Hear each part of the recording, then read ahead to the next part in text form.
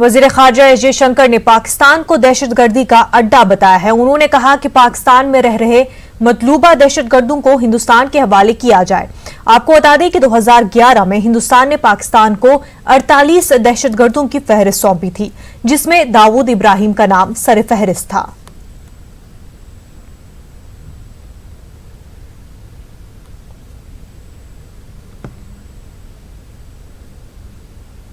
जम्मू कश्मीर के शहर श्रीनगर और जिला अनंतनाग में हालात मामूल की तरफ बढ़ रहे हैं। ये तस्वीर श्रीनगर और अनंतनाग की है।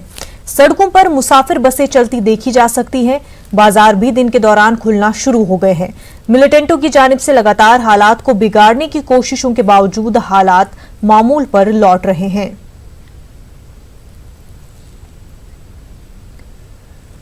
जम्मू में अच्छी हुक्मरानी पर प्रोग्राम का इनेकाद किया गया, जिसमें वजीर मुमलिकत जितेंद्र सिंह का खिताब हुआ। उन्होंने नौकरशाहों से खिताब किया। जितेंद्र सिंह ने अपने खिताब में कहा कि नौकरशाहों को नए चैलेंज का सामना करने के लिए हमेशा तैयार रहना चाहिए।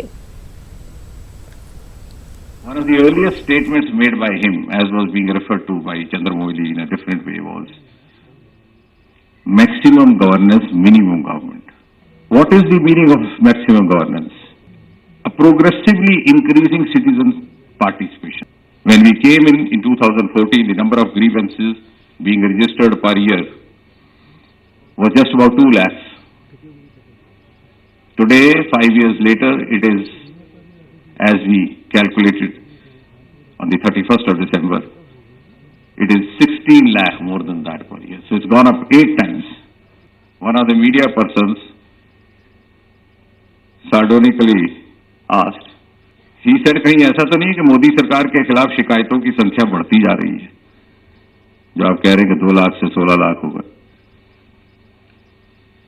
तो मैंने कहा कि इसका उत्तर देने की आवश्यकता नहीं, क्योंकि इसका उत्तर बाबा गालिब 150 साल पहले देंगे, जब उन्होंने ये शेर कहा कि जब तवक्को ही उठ गई गालिब, क्यों किसी का गिला करे कोई। You file a grievance where you have the hope of receiving redressal or disposal. And since we had made our grievance cells, websites inactive, defunct, sick, the citizen lost interest. Maharashtra में हुकूमत साजी को लेकर कल शिवसेना, एनसीपी और कांग्रेस के leader governor से मुलाकात करेंगे। तीनों पार्टियों के लीडर कल पहली मर्तबा गवर्नर से मुलाकात करेंगे। मुलाकात के लिए दोपहर 3 बजे का वक्त मांगा गया है। उधर कॉमन मिनिमम प्रोग्राम से मुतल्लिक मुसव्विदा तीनों पार्टियों के सदूर को भेजा जा चुका है। 17 नवंबर को शरद पवार सोनिया गांधी से मुलाकात करेंगे।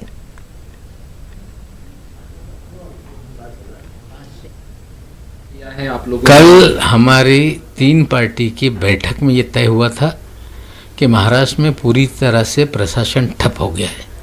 किसानों को मदद का ऐलान तो हुआ, लेकिन प्रशासन कोई मदद नहीं पहुंचा रहा है। मुख्यमंत्री सहायता निधि से मरीजों को मदद देनी है, कक्ष बंद पड़ा हुआ है। महाराष्ट्र की जनता परेशान है, प्रशासन ठप है। राज्यपाल महोदय से समय लिया जाए। कल 3 बजे का समय उन्होंने दिया है। हम उनसे विनती करने जाएंगे कि जिस तरह से प्रशासन पूरी तरह से महाराष्ट्र में ठप है, उसे वे चुस्त दुरुस्त करें। किसान हो, गरीब हो, मजदूर हो, मरीज हो, सबको जो मदद मिलनी चाहिए उसको कहीं ना कहीं राज्यपाल महोदय उसे ठीक करने का काम करें। इस मांग को लेके हम राज्यपाल महोदय से कल मिलेंगे। हमने कॉमन मिनिमम प्रोग्राम बनाया है, अपने नेताओं को भेजा है। दिल्ली में पवार साहब, एनसीपी के नेता, कांग्रेस के नेता बैठेंगे। अगर सहमति कांग्रेस में बन गई कि वे सरकार में शामिल होंगे, उसके बाद चीज़ें आगे बढ़ेगी। हम जो राज्यपाल महोदय से मिलने वाले हैं, वो प्रशासन को ठप जो हो गया है उसे चुस्त दुरुस्त करने की मांग को लेके मिलने वाले हैं। आपने कॉमन मिनिमम प्रोग्राम की बात की, उसमें ये भी है कि 5% जो आरक्षण है मुसलमानों को दिया जाए। हम ये जो कुछ है हमने सहमति बनाई। आरक्षण को लेके जब हम विधानसभा में मांग कर रहे थे, शिवसेना हमारे मांग के साथ खड़ी थी। शिवसेना की वचननामे में चीज़ें साफ साफ लिखी हुई है। हमें लगता है कि हमने सारी सहमति बना ली है और जो कार्यक्रम बना है वो सारे नेताओं के पास भेजा गया है और सारे नेता उसमें जब निर्णय ले लेंगे, कांग्रेस एनसीपी के लोग, तब बातें आगे बढ़ेंगी। नहीं, अभी मैं तो कुछ नहीं कहना चाहता, उस पर मुझे मालूम भी नहीं। और आगे सब कुछ होने वाला है, वो दिल्ली में होने वाला है। हमारे वरिष्ठ नेताओं एकत्र बैठने वाले वहाँ चर्चा होगी, वहाँ डिसीजन होगा। सर, बीजेपी जिस तरह से कह रही कि हमारी ही सरकार आएगी और महाराष्ट्र में भाजपा ही स्थिर सरकार देगी, इसके ऊपर आपका क्या कहना है? नहीं, बीजेपी तो हमेशा कहती है 220 होने वाले थे, क्या हो गया उनका। उन्होंने जो भविष्य वो बता रहे हैं, वो भविष्य जो उनको बताता है वो अच्छा देखने चाहिए, अच्छा भविष्य वाला। सर, एस्ट्रोलॉजिस्ट अच्छा देखना चाहिए उन्होंने। कर्नाटक में बीजेपी ने नाअहल मेंबरान असेंबली को पार्टी में शामिल किया है और उन्हें जिमनी चुनाव के लिए टिकट भी दिया है। इस सिलसिले में कर्नाटक के सीनियर लीडर मल्लिकार्जुन खड़गे ने न्यूज 18 के साथ बातचीत की। मल्लिकार्जुन खड़गे ने कहा कि बीजेपी इखलाकियात की बात करती है, लेकिन उसने कर्नाटक में हुकूमत बनाने और बचाने के लिए इखलाकियात से हटकर काम किया। खड़गे से बात की न्यूज 18 नुमाइंदा रंजीता झा ने। वरिष्ठ नेता मल्लिकार्जुन खड़गे हमारे साथ है बात करने के लिए। खड़गे जी, सुप्रीम कोर्ट ने भी फैसला दिया, वो सारे विधायक जो है वो अयोग्य है, लेकिन चुनाव लड़ने की इजाजत उनको दे दी गई है और बीजेपी ने उन सभी विधायकों को पार्टी में शामिल करा लिया। देखो, जब सुप्रीम कोर्ट ने ये कहा है, जो विधायकों को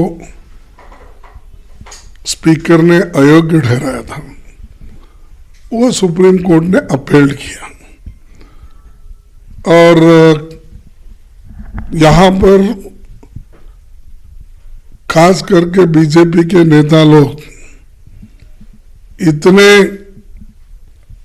एक जल्दबाजी से सुप्रीम कोर्ट का डिसीजन जब हुआ तो 1 घंटे 2 घंटे में ही वहाँ के चीफ मिनिस्टर ने अपना बयान दिया कि उनको हम पार्टी में लेंगे, टिकट देंगे और टिकट देने के बाद जो जीत जाएंगे उनको मिनिस्टर भी बनाएंगे।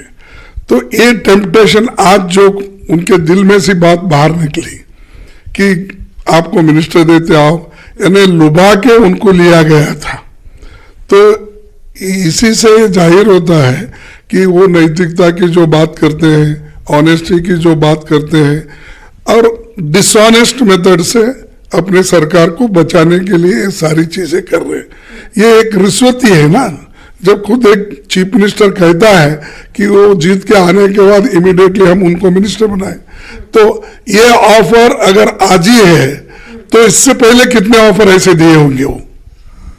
तो ये जो है बीजेपी अपने आप को एक पार्टी ऑफ प्रिंसिपल्स कहती है और मोरालिटी की बात कहती है, लेकिन लोगों को गुमराह कर रही है और संविधान के धज्जे उड़ा रही है, मजाक कर रही है संविधान के साथ। और लोग इन जितने भी अब लड़ने जा रहे हैं जो डिस्क्वालिफाइड एमएलएज है, तो लोग उनको सबक सिखाएंगे। सर, ऐसी चुनौती तो महाराष्ट्र में भी दे रहे हैं। नारायण राणे कह रहे हैं कि अब सरकार बीजेपी बनाएगी, इसी तरह की जो आशंका है वो वहां भी है।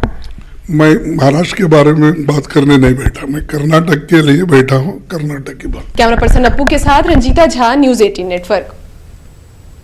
दिल्ली के वजीर आला अरविंद केजरीवाल ने कहा है कि ऑड इवन स्कीम की मुद्दत में तौसी पर फैसला पीर को होगा। दिल्ली में मीडिया से खिताब करते हुए केजरीवाल ने ऐलान किया है कि दिल्ली में सेफ्टी टैंकों की सफाई अब मुफ्त होगी। के लेवल्स हैं उसको लेके हम लोग भी बहुत ज़्यादा चिंतित हैं और ऑड इवन उसी वजह से इम्प्लीमेंट किया गया था। मैं दिल्ली के लोगों को बहुत बहुत बधाई देता हूं कि जिस तरह से उन्होंने बढ़ चढ़ के वॉलंटरीली ऑड इवन में सहयोग किया है। लगभग 250-300 के करीब चालान डेली कट रहे हैं, जो कि 2 करोड़ की जनसंख्या में बहुत कम हैं। अभी जो अगले 2-3 दिन का प्रेडिक्शन है पोल्यूशन का भी और मौसम का भी, उसके हिसाब से ऐसी उम्मीद की जा रही है कि कल परसों तक इसमें हवा की क्वालिटी के अंदर काफ़ी सुधार होना चाहिए। हम नहीं चाहते कि ज़बरदस्ती दिल्ली के लोगों के ऊपर कोई किसी तरह की कठिनाई थोपी जाए। तो अभी भी हम लोग नज़र बनाए हुए हैं, कल और परसों का और हम देखेंगे। अगर हवा में सुधार होता है तो फिर ऑड इवन की ज़रूरत नहीं पड़ेगी। अदरवाइज सोमवार को फिर सुबह सुबह हम लोग इस पर निर्णय लेके और तुरंत इसको इम्प्लीमेंट करने की सोचेंगे। तो फाइनल निर्णय जो है वो हम सोमवार को सुबह लेंगे। कांग्रेस के senior leader DK Shivakumar को सुप्रीम कोर्ट से राहत मिल गई है। ईडी ने डीके शिव कुमार को दी गई जमानत को सुप्रीम कोर्ट में चैलेंज किया था। सुप्रीम कोर्ट ने ईडी के तर्ज अमल पर नाराजगी इजहार किया है। ईडी शिव कुमार की जमानत के खिलाफ सुप्रीम कोर्ट से ईडी रुजू हुई थी। डीके शिव कुमार को मिली जमानत के खिलाफ ईडी के अपील को सुप्रीम कोर्ट ने मुस्तरद कर दिया। मनी लॉन्ड्रिंग केस में दिल्ली हाई कोर्ट ने डीके शिव कुमार को जमानत दे रखी है।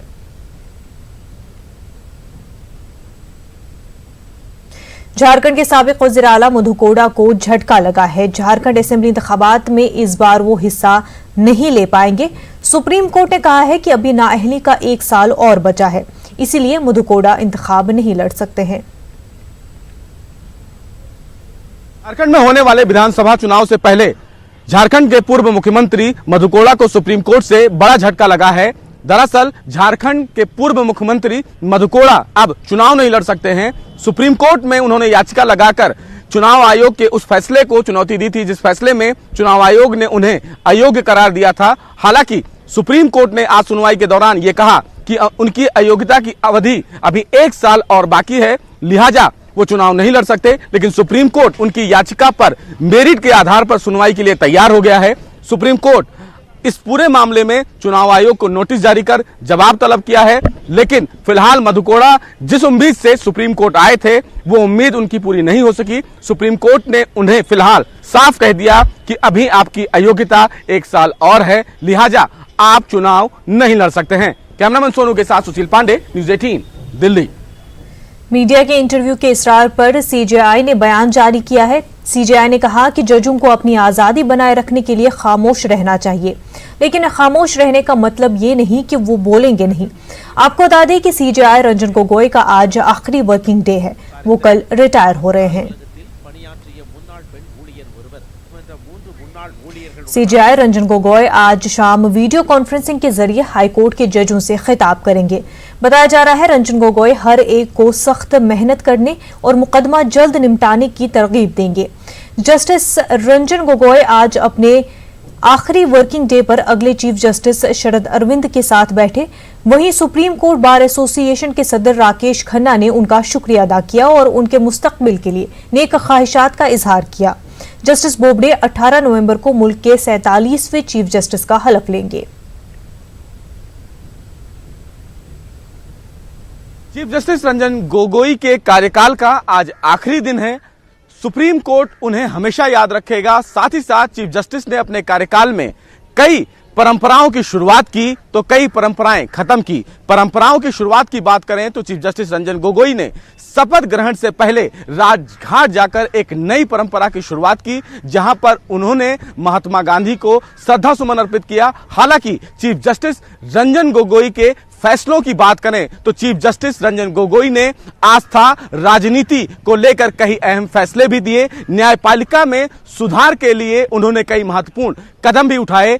फैसलों की अगर बात करें तो अब तक के इतिहास में चीफ जस्टिस रंजन गोगोई का कार्यकाल हमेशा याद किया जाएगा, क्योंकि चीफ जस्टिस रंजन गोगोई ने अपने कार्यकाल में अयोध्या जैसे बड़े विवाद का बड़ा हल बहुमत के साथ दिया है और जिसमें स्वर्ण अक्षरों में इतिहास में हमेशा उनके इस फैसले को याद किया जाएगा, क्योंकि ये विवाद कई सौ सालों से लंबित था। लेकिन चीफ जस्टिस रंजन गोगोई के कार्यकाल में 5 जजों की संविधान पीठ ने इस विवाद का हल भी निकाला और इस विवाद के हल का लोगों ने स्वागत भी किया। अगर बात करें राजनीति की तो सुप्रीम कोर्ट में चीफ जस्टिस रंजन गोगोई की अध्यक्षता वाली बेंच ने राफेल फाइनेंस एक्ट और ऐसे जुडिशरी को लेकर तमाम अहम फैसले दिए, जिससे आने वाले दिनों में ये एक फैसला मील का पत्थर साबित होगा। हालांकि चीफ जस्टिस रंजन गोगोई ने अपने कार्यकाल में यह भी कहा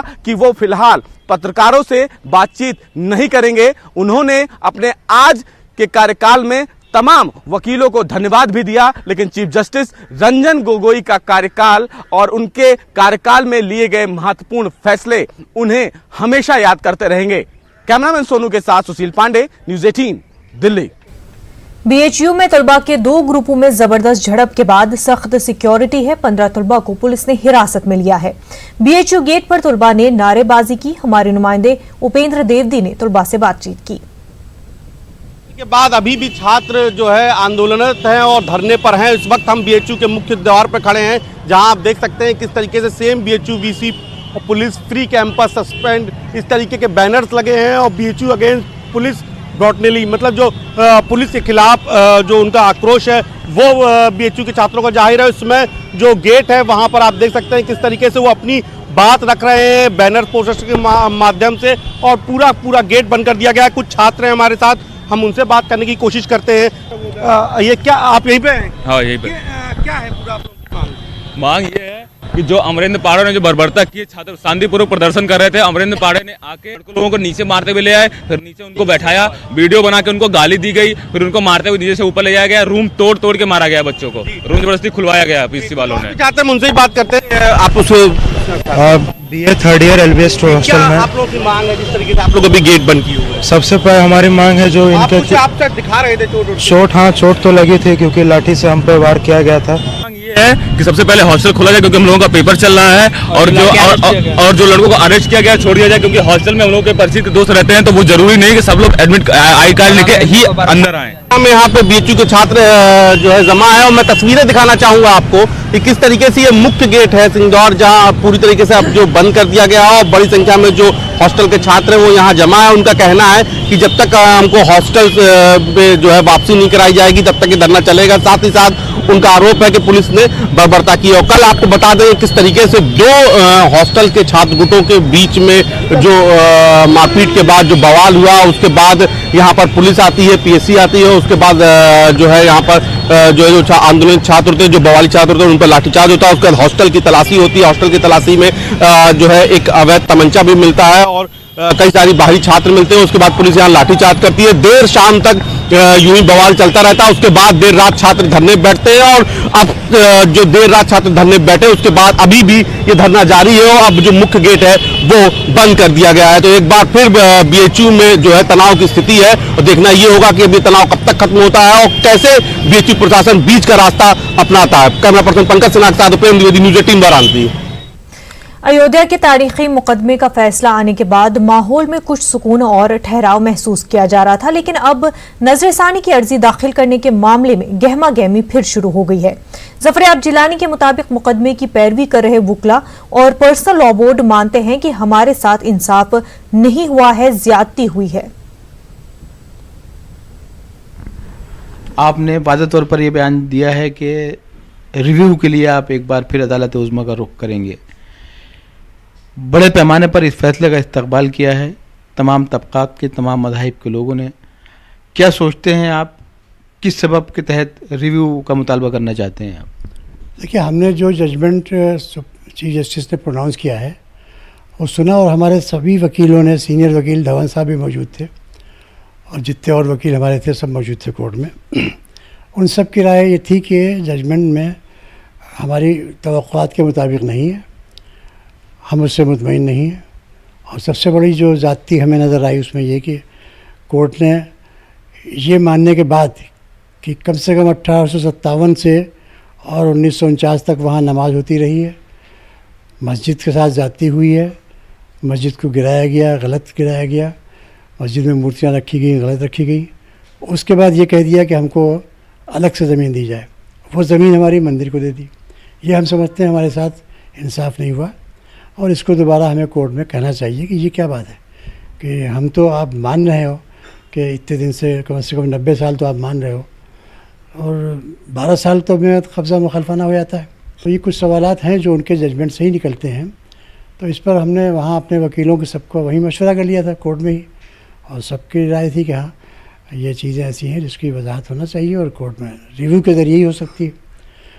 तो कोर्ट में निकल के अभी हमने ये बात कही थी, धवन साहब भी थे हमारे साथ, और उसके बाद जो प्रेस कॉन्फ्रेंस की वहाँ पर्सनल लॉ बोर्ड के और दीगर जमातों के नुमाइंदे भी थे। ख़ास तौर से हमारे सेक्रेटरी फजल रहीम साहब थे, कासिम हुसैन इलियास साहब थे, कमाल फारूकी साहब थे और अमीर जमात इस्लामी जो आजकल हैं वो थे और सब वकला थे। वहाँ भी हमने ये बात की, लेकिन ये बात हमने कह दी थी, वजाहत कर दी थी वहाँ कि भाई चूँकि पर्सनल लॉ बोर्ड इसकी पैरवी कर रहा है और बोर्ड की मीटिंग होना है आमला की, आमला इसमें आखिरी फ़ैसला लेगी, तो वो आमला की मीटिंग बुला ली गई है 17 नवंबर को। तो आखिरी फैसला इस सिलसिले में आमला की मीटिंग में होगा। एक अहम बात यह भी है कि जिलानी साहब, आप बाबरी मस्जिद एक्शन कमेटी के कन्वीनर हैं, लेकिन बाबरी मस्जिद एक्शन कमेटी कोई फ़रीक नहीं है, all India Muslim personal law board कोई फ़रीक नहीं है, और जो अहम फ़रीक हैं वो इससे मुस्तस्ना होते जा रहे हैं। उन्होंने इनकार भी कर दिया है, सुन्नी सेंट्रल वक्फ बोर्ड ने भी इनकार किया है, और जमीयत जो फ़रीक अव्वल कहती है ख़ुद को, अभी तक उसने वाज़े इशारा नहीं दिया है कि जाना चाहिए नहीं जाना चाहिए। और आपकी पेशरफ्त तो क्या कुछ समझा जाए इससे, इस पर तनकीद भी हो रही है आपकी शख्सियत पर, आपकी अप्रोच पर, क्या कुछ कहेंगे आप? देखिए, हम इस सिलसिले में कतई मुतासिर नहीं होते हैं तनकीद से, और आपको मालूम है कि 1986 में जब ताला खुला था तो हम 3 आदमियों ने मिलकर रिट फाइल की थी। ना उस वक्त पर्सनल लॉ बोर्ड था, ना एक्शन कमेटी थी, ना जमीयत थी। मैं था, मुश्ताक साहब ने तैयार की थी रिट, अब्दुल मन्नान साहब से मशवरा किया था, और वो 3 फरवरी सन 86 को रिट दाखिल हो गई थी। और उसके बाद 1992 तक एक्शन कमेटी सिर्फ पीछे रही है, पैरवी हम ही लोग करते रहे हैं, मैं और मुश्ताक साहब और मन्नान साहब और दूसरे हमारे फकला साथी। तो उस वक्त तो कोई था नहीं, तो हम तो इससे कभी घबराते नहीं, कोई साथ में है या नहीं। अगर हम किसी बात को सही समझते हैं तो करते हैं। 1990 में जब वो काफ़ी कर्फ्यू वगैरह लगा था मुलायम सिंह के ज़माने में, तो हमारी पर्सनल लॉ बोर्ड के बहुत ज़िम्मेदार आदमी ने हमसे आगे कहा घर पर मेरे, अरे भाई ये मुसलमानों की जान माल की तहफ़्फ़ुज़। मैंने कहा जान माल की तहफ़्फ़ुज़ का मैं ख़ुद अपना भी ठेका नहीं ले सकता हूँ किसी। हमने यकीन है हमारा कि हमारी जान माल का तहफ़्फ़ुज़ अल्लाह ताला ही करता है, और सभी मुसलमानों की, सभी इंसानों की जान माल का। तो हमने उनसे कहा कि आप अगर ये चाहते हैं कि मस्जिद से आप दस्तबरदारी हासिल कर लें, जाइए पर्सनल लॉ बोर्ड के सदर के पास, और अली मियां आपके जिंदा थे, जाइए मीटिंग बुलवाइए। लेकिन जिलानी साहब, पर्सनल लॉ बोर्ड फ़रीक नहीं है, और 17 तारीख को मुजव्वज़ा मीटिंग है जिसमें अहम उलमा इकराम शरीक हो रहे हैं। अगर बोर्ड ये फैसला करता है कि नहीं जाना चाहिए तो ज़फ़र याब जिलानी का क्या कुछ कदम रहेगा? मैं उस वक्त इसके बारे में अभी नहीं कहूँगा कुछ, लेकिन मैंने ये आपसे कह दिया कि मैं सन 86 से और 92 तक हमारी ताउन हमेशा किया अली मियां साहब ने, इंफरादी तौर पर। जब भी हमको ज़रूरत पड़ी आर के गर्ग की फ़ीस देने के लिए तो अली मियां साहब ने ताउन किया। लेकिन मुकदमा हमने लोगों ने लड़ा है, और हम उसके इन्स एंड आउट से जिस तरह वाकिफ़ है उस पर वकला की राय हम ज़्यादा अहमियत समझते हैं। और धवन साहब की भी राय है। मुशाला साहब अमेरिका में है, लेकिन उनका टेलीफोन कल आया था मैंने उससे बात की तफसील में 10 मिनट तक। उनकी भी राय है कि अगर हमें कोई कामयाबी मिले या न मिले, लेकिन हमको रिव्यू फाइल करना चाहिए। तो मैं इस सिलसिले में जो हमारे वकला हैं, धवन साहब की वाज़ेह राय है, और जो शकील हैं, शमशाद हैं, इरशाद हैं, इन सब लोगों की राय है। तो हम उस पर रखेंगे बोर्ड के सामने, और हमें उम्मीद है कि बोर्ड की मीटिंग में ये इत्तेफाक होगा इस बात पर कि रिव्यू फाइल किया जाए। नाज़रीन, आपने देखा कि ज़फ़र याब जिलानी साहब ने पूरी सूरत हाल को वाज़े कर दिया है। उनका मानना यही है कि वकला जो बहुत ज़िम्मेदार रोल अदा करते रहे हैं इस मुकदमे में, उनकी राय यह है कि रिव्यू फाइल के लिए जाना चाहिए। ताहम हत्मी फ़ैसला 17 तारीख को होने वाली all India Muslim personal law board की मीटिंग के बाद ही किया जाएगा। कैमरामैन रमेश के साथ न्यूज़ 18 उर्दू के लिए तारिक कमर, लखनऊ। रफाल मामले में मरकज को सुप्रीम कोर्ट से राहत मिलने के बाद मरकजी वजीर मुख्तार अब्बास नकवी ने कहा है कि कांग्रेस रफाल के मामले में जो इल्जामात लगा रही थी अब वो खामोश हो गई है। कहावत है कि झूठे का मुंह काला, सच्चे का बोलबाला। और मुझे लगता है कि जिस झूठ के झुंझुने को लेकर के पप्पू से लेकर गप्पू तक की उनका सियासी सफर शुरू हुआ है, वो अब झूठ का झक्की झरोखा बनता जा रहा है, और हर दिन उस झूठ के झक्की झरोखे से झांक करके पप्पू या गप्पू देश को गुमराह करने की कोशिश करते हैं। लेकिन एक बात समझना चाहिए, देश तो गुमराह नहीं हो रहा है, उनकी खुद पार्टी खुद, और वो खुद गुमराह हो रहे हैं और खुद अपने पैर पर कुल्हाड़ी मार रहे हैं। क्योंकि कभी भी मैंने देखा नहीं गया है कि देश की सुरक्षा से जुड़े हुए सवाल, देश की जो हमारे सुरक्षा बल हैं उनके मनोबल को गिराने वाले सवाल कभी किसी ने नहीं खड़े किए। अमेरिका का एक आला सतही वफ्द आइंदा हफ्ते हिंदुस्तान के दौरे पर आ रहा है। अमेरिकी वफ्द के हिंदुस्तान के दौरे के दौरान दोनों मुल्कों के दरमियान होने वाले तिजारती मुआहदे को हतमी शक्ल दी जाएगी।